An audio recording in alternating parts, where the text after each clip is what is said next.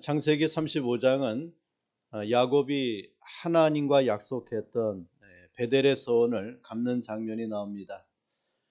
이 베델의 서원을 갚기 위해서 야곱은 30년의 세월을 지낸 다음에 이곳에 와서 하나님 앞에 서원한 것을 갚는 그런 야곱을 보게 돼요.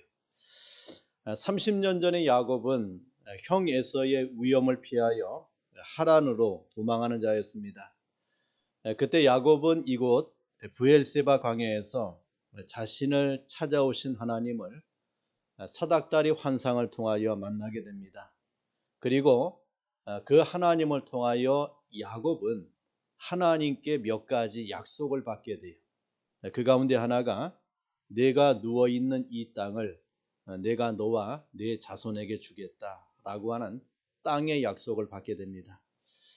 또 하나는 네 자손이 땅의 티끌같이 땅의 모든 족속이 너와 네 자손으로 인하여 복을 받을 것을 말씀해 자손의 축복을 약속받게 됩니다. 그리고 하나님이 그 야곱에게 말씀하시기를 내가 너와 함께 있겠다. 내가 어디로 가든지 너를 지킬 것을 말씀해 줍니다. 너를 이끌고 이 땅으로 돌아오게 하나님이 약속을 해줘요. 그리고 하나님이 너에게 약속한 이 모든 것을 반드시 이루어주고 그것이 다 이루기까지 내가 너를 떠나지 아니할 것을 하나님께서 약속해 줍니다. 야곱은 그러한 하나님의 말씀 앞에 약속 앞에 서원을 합니다. 그래서 하나님이 나와 함께 계셔서 내가 가는 이 길에서 나를 지켜주시고 또 떡을 주시고 입을 옷을 주시고 내가 평안히 아버지 집으로 돌아오게 하시오면 여호와께서 나의 하나님이 되실 것이다. 그리고 내가 기둥으로 세운 이 돌이 하나님의 집이 될 것이고 또 하나님께서 내게 주신 것의 모든 것에서 10분의 1을 내가 반드시 하나님께 드리겠다고 서원하는 야곱을 보게 돼요. 자, 그리하여 야곱은 이제 30년의 세월이 흐른 다음에 이제 그 서원했던 그 장소 이곳에 그가 다시 오게 됩니다. 그리고 하나님을 만났던 그 장소에 다시 온 그 야곱이 자신을 지키시고 또 보호하시고 평안히 고향으로 돌아오게 하신 하나님을 향하여 단을 쌓게 됩니다. 하나님께 예배하는 야곱을 보게 돼요. 자, 그리고 그 야곱은 그곳의 이름을 엘 베델이라고 부릅니다. 베델의 하나님이다 라고 저가 불러요. 자, 하나님의 약속은 정직하게 실현되었고 그리고 야곱은 하나님께 서원한 것을 갚게 되었습니다. 정말 사람에게 있어 가장 축복된 시간은 바로 살아계신 하나님을 예비하는 일이었는데 그 야곱은 그러한 축복을 그러한 기쁨을 그러한 감사와 그러한 감격을 누리는 시간을 우리에게 보여줍니다. 지금까지 인도하신 하나님께 감사하고 또 다른 고백 엘베델 베델의 하나님이라고 부르며 그 하나님의 이름을 높이며 찬양하고 있는 야곱을 보게 돼요. 그 야곱은 그렇게 30년의 인생의 삶을 하나님이 나와 함께 하시고 나와 동행하시고 나를 지키시고 나에게 거부가 되어서 나의 본향 내 고향으로 돌아오게 하신 그 하나님 앞에 이렇게 서원을 갚으며 하나님의 이름을 높이고 하나님 앞에 예배하고 하나님께 감사하는 그런 야곱을 보게 됩니다. 자, 그렇게 야곱은 이제 베델에서 하나님 앞에 예배를 드리고 오늘 16절에 보니까 그들이 베델에서 길을 떠나 에브랏에 이르기까지라고 하는 성경을 보게 돼요. 이제 하나님 앞에 베델의 서원을 갚고 그곳에서 하나님을 예배하고 단을 쌓고 하나님께 축복의 은혜를 나눈 다음에 저가 이제 에브랏에 이르는 야곱을 보게 돼요. 이 에브랏이라고 하는 말은 베들레헴이라고 하는 곳입니다. 그곳에 이르게 되는 그러한 야곱을 보게 되죠. 그래서 우리가 창세기 35장 16절부터 26절까지는 야곱이 베델에서 떠나 아버지 이삭이 거주하는 그런 헤브론에 이르기까지의 기록을 우리에게 보여줍니다. 자, 그 어간에 생긴 가장 큰 일이 무엇입니까? 바로 야곱의 사랑하는 아내 라헬이 이 에브랏에서 죽음을 맞이하는 그런 장면이 나와요. 그는 아이를 낳다가 그 길에서 결국 난산하다가 죽게 됩니다. 자, 그 후에 야곱은 그의 아버지 이삭을 만나게 되는 장면을 보게 됩니다. 이삭은 과거에 137세가 되었을 때 그래 고백을 해요. 내가 이제 늙어 어느 날 죽을는지 알지 못한다 라고 이삭이 137세가 되었을 때 나이가 늙었고 눈이 어둡고 이제 그 인생의 삶을 마감하는 그런 이삭을 보게 돼요. 그런데 137세 이후에 이삭은 43년을 더 살게 됩니다. 그래서 180세를 일기로 이삭이 이 세상의 삶을 마감을 해요. 이삭이 60세에 야곱을 낳았습니다. 그리고 야곱의 나이가 그 이삭을 만났을 때가 120세가 된 그런 때라고 봐요. 이삭이 180세를 살았다라고 하면은 우리가 아브람, 이삭, 야곱 이 세 족장 가운데 가장 오래 산 자가 이삭입니다. 아브람이 175세를 살았고 그 다음에 야곱이 147세를 살았고 이삭은 180세를 살은 것을 우리에게 보여줘요. 자, 이렇게 야곱이 이제 밧다라람에서 그리고 이제 자기의 고향 아버지 이삭이 있는 헤브론에 와서 아버지 이삭과 몇 년을 더 살았는가? 바로 그 연수는 약 12년 이상은 같이 살았다라고 볼 수가 있어요. 자, 우리는 이러한 본문의 기록 속에서 자신의 고향길로 가는 야곱에게 그의 사랑하는 아내 라헬의 죽음으로 말미암아 그 아내 라헬을 통하여 얻어진 12번째 아들을 우리에게 보여주는데 그것을 통하여 하나님이 우리에게 중대한 교훈을 주고 있는 그런 장면을 보게 돼요. 바로 야곱의 12번째 아들, 마지막 아들, 그 아들의 이름이 베노니에서 베냐민으로 불리어지는 그런 과정을 보게 됩니다. 이런 말씀을 통하여 함께 은혜를 나누는 그런 시간 되길 바랍니다. 자, 먼저 이 아들을 낳은 자는 야곱의 아내 라헬입니다. 이 라헬은 라반의 둘째 딸이에요. 라반은 야곱의 외삼촌이 되죠. 야곱이 형 에서의 랏을 피하여 밧다라람에 있는 그의 외삼촌 라반의 집에 도착했을 때에 우물가에서 만난 여인이 바로 라헬입니다. 자, 그녀를 성경이 이렇게 말합니다. 자, 레아는 라헬의 언니가 되죠. 레아는 시력이 약하고 라헬은 곱고 알이 따우니라고 성경이 말씀해요. 이 야곱은 라헬의 아름다운 미모에 반해서 자그마치 14년 동안 돈 한 푼의 삭도 받지 아니하고 무보수로 일을 할 정도로 라헬을 사랑했고 라헬이 아름다운 여인이었다라고 볼 수가 있어요. 처음 7년은 야곱이 라헬에게 장가들기 위해서 무보수로 일을 합니다. 그래서 그 장가들기 위해서 7년을 무보수로 봉사하고 그 아내를 얻게 되죠. 그런데 7년이 되어서 야곱은 라헬과 결혼하게 돼요. 그런데 라헬의 아버지 라반이 야곱 몰래 첫날 밤을 라헬의 언니인 레아를 야곱의 신방에 합방을 시켰습니다.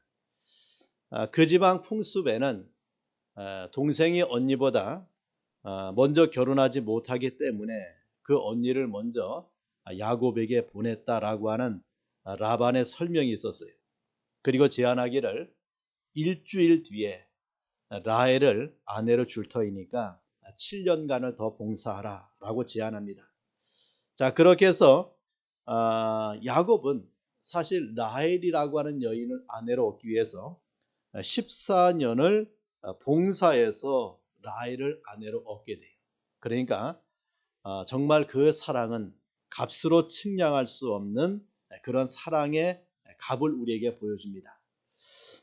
야곱이 라헬을 얼마나 사랑했는가를 창세기 29장 29절에 이렇게 표현해 주고 있어요.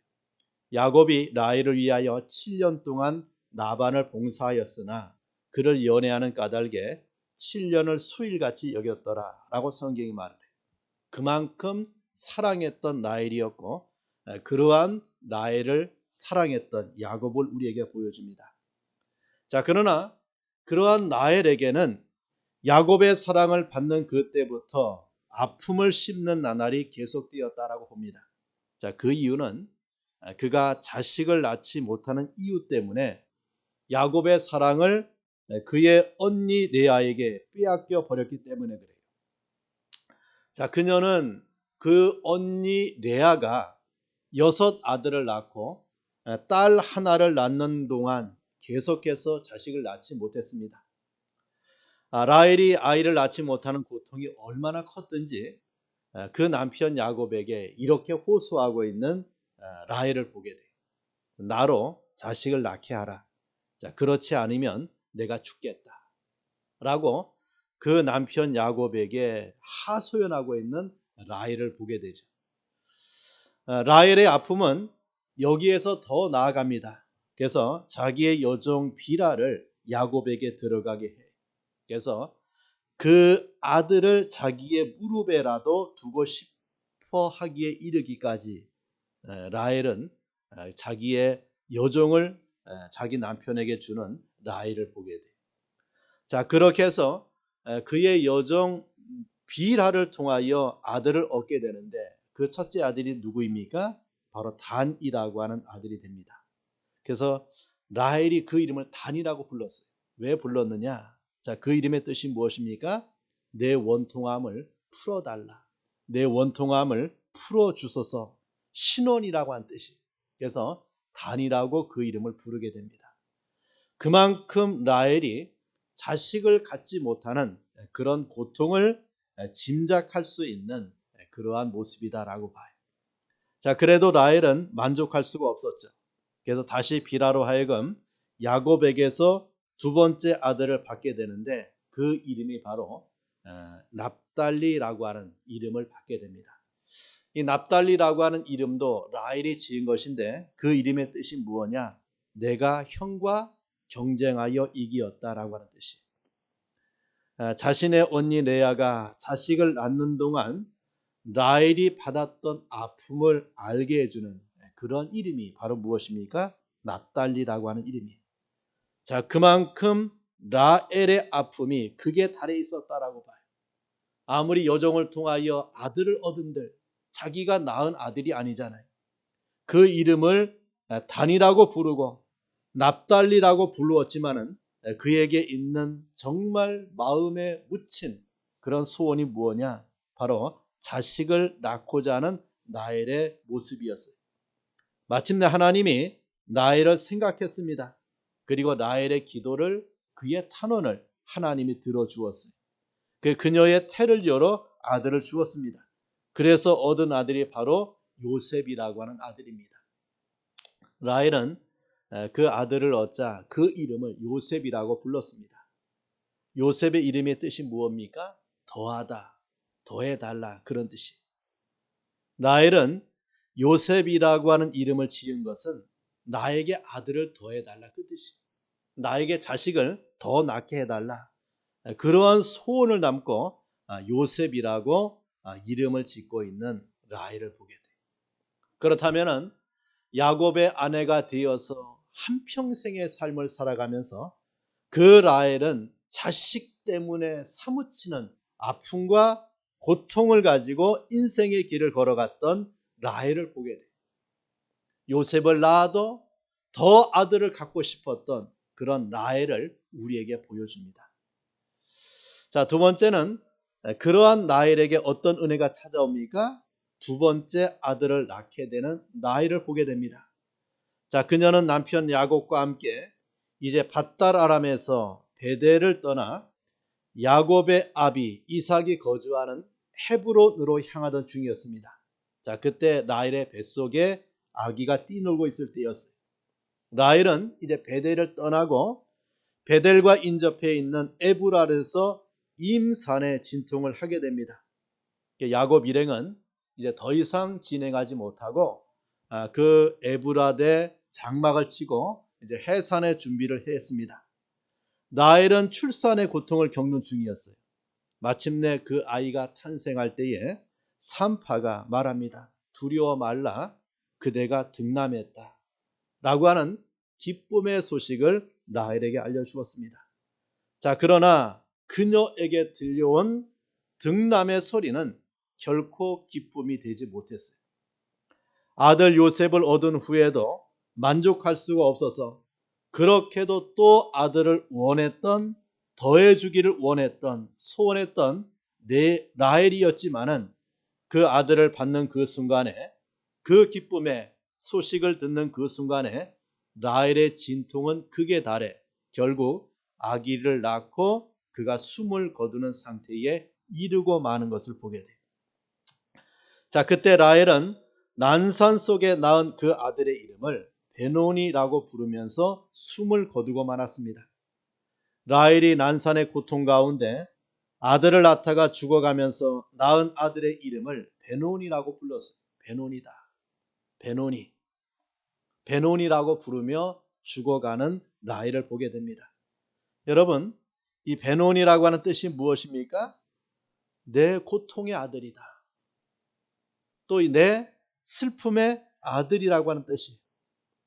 자, 그 아들은 어미 라헬에게 기쁨과 즐거움과 소망을 주지 못하고 슬픔을 안겨주고 절망을 안겨주고 고통을 안겨주고 간 그런 아들이다.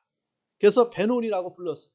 내 고통의 아들, 내 슬픔의 아들이라고 부르고 있는 라헬을 보게 됩니다. 자, 왜 라헬에게 고통의 아들, 슬픔의 아들이 되었는가? 너무나도 오랫동안 기다리다가 지쳐버렸을 때 왔던 아들이. 요셉을 얻기에도 얼마나 고통을 당하고 고생 가운데 얻었습니까? 근데 그 요셉을 낳고 나서도 이 베노니를 낳기까지 무수한 세월 동안 그 아들을 기다리다가 지쳐버렸을 때 온 아들이 바로 이 베노니였어요. 그래서 그 둘째 아들을 낳고 나서 저가 그 이름을 베노니다.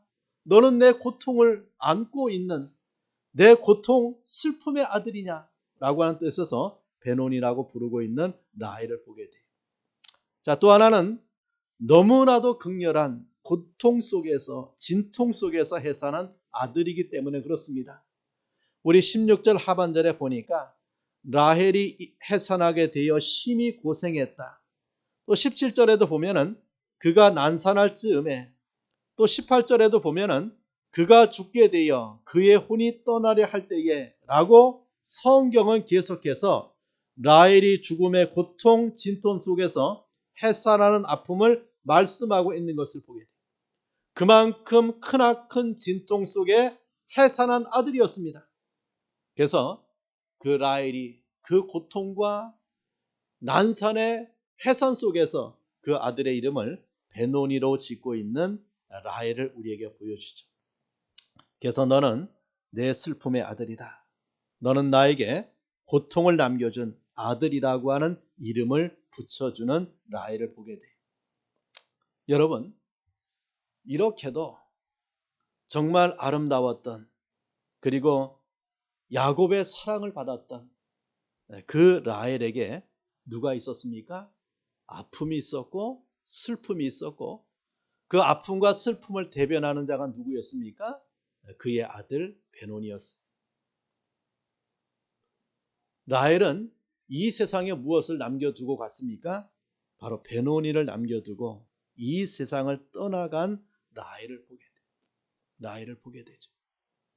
우리 인생의 삶에 참 이러한 고통을 남겨두고 또 슬픔을 남겨두고 아픔을 남겨두고 가는 인생들을 우리에게 보여주는 한 예가 라헬을 통해서 우리에게 보여주고 있다라고 봐요. 자, 세 번째는 베냐민이라고 부르는 야곱을 또 보게 됩니다. 자, 야곱은 사랑하는 아내의 치유를 현장에서 목도했습니다. 정말 사랑했던 14년 동안 무엇으로 봉사해서 그 아내를 얻었던 야곱입니다. 30년 동안 한결같이 함께했던 아내입니다.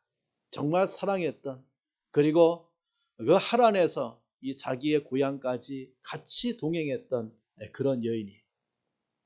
그런데 그 여인이 이제 아버지 이삭을 만나러 가는 그 도중에 그 아들을 낳았는데, 그 아들을 낳으면서 그는 베노니를 낳고 죽어가고 있는 야곱의 아내 라헬을 야곱이 보고 있습니다.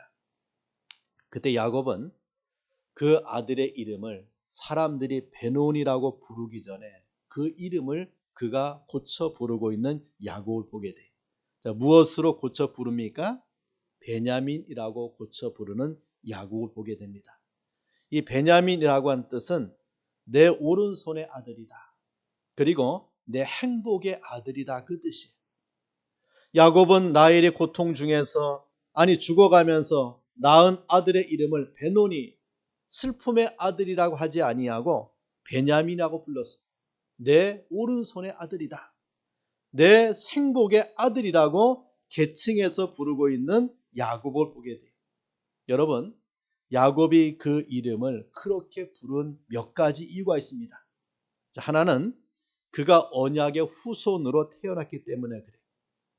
자, 이 야곱의 12번째 아들 이 베냐민은 적어도 아브라함과 이삭과 야곱의 후예로 태어난 자예요. 하늘의 별같이 빛난 자손을 약속받은 하나님의 택한 백성으로 태어난 자이기 때문에 슬픔의 아들이 될 수가 없고 고통의 아들이 될 수가 없고 내 오른손의 아들이다, 또 내 행복의 아들이다 라고 부르고 있는 그런 야곱을 보게 됩니다. 자, 또 하나는 그는 이스라엘 족장으로 태어났기 때문에 그래요.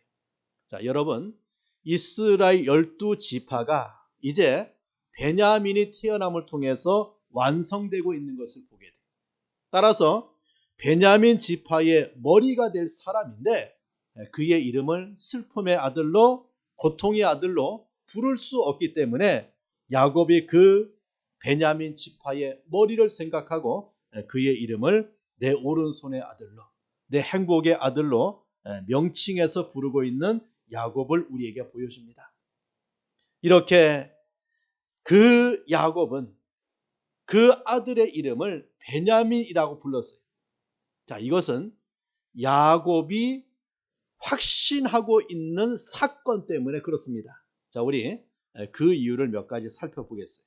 자, 우리 창세기 35장 10절을 봅시다. 자, 창세기 35장 10절. 자, 읽어봐요. 시작.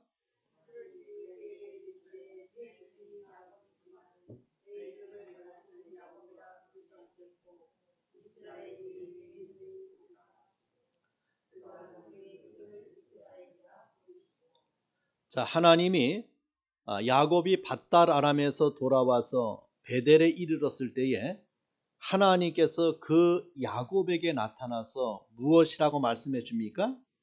자, 내 이름이 야곱이지만 내 이름을 무엇으로 부르겠다고요? 이스라엘이 내 이름이 되리라. 그리고 하나님이 그 야곱의 이름을 무엇으로 부르기 시작합니까?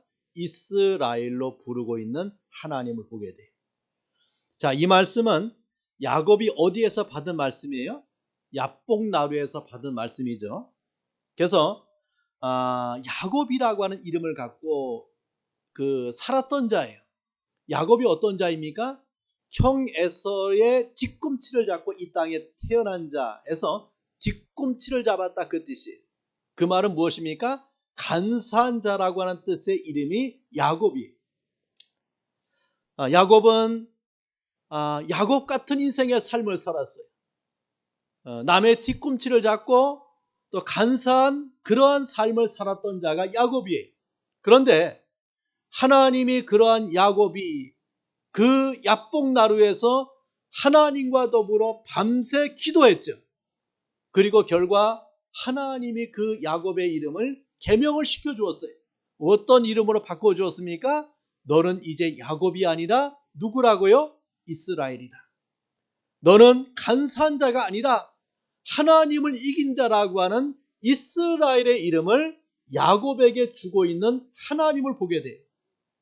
야곱은 그 이름처럼 간사한 삶을 살았어요. 그러나 하나님을 붙들고 하나님을 통해서 그가 받은 축복의 이름이 무엇입니까? 너는 이스라엘이다 라고 하는 그런 이름을 받게 돼요. 자, 오늘 창세기 35장 10절에는 하나님께서 다시 한번 그 야곱에게 그 야복나루에서 너에게 이름을 계명해 주었던 하나님이 그에게 그 이름에 대하여 다시 한번 알려주고 있는 하나님을 보게 돼요. 정말 야곱 같은 인생을 하나님이 무엇으로 부릅니까? 이스라엘로 부르는 하나님을 통하여 야곱이 자기의 12번째 아들의 이름을 무엇으로 부릅니까? 그 아들은 베노니로 불러서는 안 되는 거예요. 베냐민으로 부르는 것이 하나님의 뜻임을 깨달았어요. 그래서 야곱은 그 막내 아들의 이름을 내 오른손의 아들이라고 불렀다라고 하는 말이에요. 이것은 야곱이 언제 얻은 아들입니까? 그의 이름이 야곱에서 이스라엘로 바뀐 이후에 받은 아들이에요. 야곱에게는 막내요, 이스라엘 지파 가운데 마지막 12번째의 지파의 머리로 받은 이 아들을 야곱은 자기 이름을 계명해 주신 하나님의 은혜를 생각하고 그 이름을 바꿔 부르고 있는 야곱을 보게 돼요. 자, 그리고 또 하나가 있습니다. 자, 우리 11절 말씀 보세요. 11절 말씀 읽어봐요. 시작. 하나님이 그에게 이르시되 나는 전능한 하나님이라 생육하며 번성하라. 한 백성과 백성들의 총회가 네게서 나오고 왕들이 네 허리에서 나오리라. 자, 하나님이 야곱에게 무엇을 말씀해 줍니까? 그 자손의 축복을 말씀해 줘요. 네 허리에서 왕들이 나올 것이다. 여러분, 이 베냐민 지파에서 누가 나와요?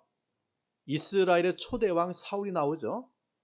그리고 그 신약시대에 가장 유명했던 사도 누가 나옵니까? 바울이 나와요. 자, 하나님은 야곱에게 그 아들을 주기 전에 야곱에게 무엇을 계시해 줍니까? 너의 허리에서 왕들이 나올 것을 계시해 주고 있고, 그 말씀을 새겨들었던 그 야곱이 그 12번째 아들을 받을 때에 그 이름을 베노니로 둘 수 없는 이유가 바로 거기에 있는 거예요. 무엇으로 받은 겁니까? 너는 내 오른손의 아들이다. 너는 내 행복의 아들이라고 그의 이름을 베냐민으로 부르고 있는 야곱의 신앙을 우리에게 보여줘요. 이것은 야곱이 그냥 감상적으로 받은 것이 아니라 무엇을 통해서 받은 은혜입니까? 하나님의 계시의 말씀을 통하여 저가 받은 은혜를 가지고 그 아들을 보았을 때 그 아들은 베노니가 아니고 무엇이었습니까? 베냐민으로 부르고 있는 야곱의 신앙을 우리에게 보여줘요. 나 같은 인생을 이스라엘로 부르신 하나님, 나 같은 자에게 왕 같은 후손 주겠다고 약속하는 하나님의 말씀을 믿고 저가 그 아들의 이름을 무엇으로 부릅니까? 너는 베노니가 아니고 베냐민으로 부르고 있는 야곱의 신앙, 야곱이 하나님 앞에 받은 말씀의 은혜를 우리에게 보여줍니다. 우리 사랑하는 성도 여러분, 자, 우리는 본문을 통하여 우리 인생을 되돌아봐야 됩니다. 우리 모두는 예외가 없이 베노니 같은 자였어요. 죄 가운데 출생해서 죄 가운데 사는 죄의 종이었습니다. 죄로 말미암아 죄가 가지고 오는 죄의 삭신, 사망의 고통을 맞이해야 되는 자들이 저와 여러분의 본질상의 모습이었어요. 우리는 너희 아비 마귀에서 난 자라고 성경이 말씀합니다. 우리의 옛 신분이 바로 그러한 자였어요. 그렇게 불리운 자여, 죄의 종된 자였죠. 죄의 노예가 된 자였죠. 심판의 저주의 인생이 우리의 본질상 주소였어요. 자, 그러한 우리를 베냐민으로 부른 자가 있습니다. 바로 누구십니까? 예수님이세요. 우리의 이 죄 문제, 십자가를 통해서 이 문제를 해결하시고 우리로 하여금 죄에서 자유하게 하신, 그리고 하나님의 자녀로 부르신 그런 주님의 은혜로 말미암아 베노니 같은 우리 인생이 베냐민 같은 자로, 저주의 자녀에서 하나님의 축복의 자녀로, 정말 죄의 종에서 의의 종으로 우리의 인생의 삶에 우리의 이름, 우리의 신분을 바꿔 부르게 하신 자가 누구십니까? 바로 예수님이세요. 예수님은 말씀하십니다. 영접하는 자, 곧 그 이름을 믿는 자에게 하나님의 자녀가 되는 권세를 우리에게 주셨는데, 주님이 십자가의 은혜를 통하여 우리에게 어떤 은혜를 주었습니까? 하나님의 자녀로 우리를 세우시고 하나님의 자녀로 우리 인생의 삶을 살아갈 수 있는 축복의 이름, 축복의 반열로 우리를 세워주신 하나님을 보게 돼요. 그렇다면 우리를 베냐민으로 부르시는 주님으로 말미암아 우리는 이제 슬픔의 아들이 아니고, 절망과 아픔의 아들이 아니고, 기쁨의 아들, 소망의 아들, 오른손의 아들로 불리우는 하나님의 은혜 가운데 사는 그런 자임을 우리에게 말씀해 줍니다. 이것이 바로 주님이 저와 여러분에게 베푸신 은혜라고 하는 말이에요. 너희는 하나님의 자녀다. 하나님의 나라를 상속받을 하나님의 축복된 자녀임을 우리에게 말씀해 주고 있는 그러한 말씀이 무엇입니까? 너는 베노니가 아니고 베냐민으로 부르시는 주님의 말씀을 우리가 이 성경을 통해서 상고하게 되면 말씀해 줍니다. 저와 여러분이 그런 은혜 가운데 사는 그런 축복의 삶이 되기를 간절히 축원합니다. 자, 기도하겠습니다.